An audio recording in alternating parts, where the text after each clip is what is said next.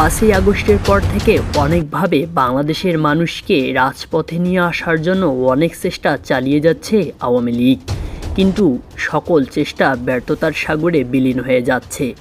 এখন তারা নতুন করে চলতি বছরের ফেব্রুয়ারিতে সরকার পতনের জন্য চেষ্টা চালিয়ে যাচ্ছে।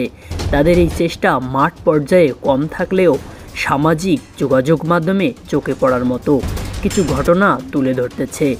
বিগত 17 বছরে তারা মুসলিম সম্প্রদায়ের আলেমদেরকে প্রধান টার্গেট করার পাশাপাশি বাংলাদেশের মানুষের মধ্যে সংখ্যালঘু খেলায় মেতে উঠেছিল।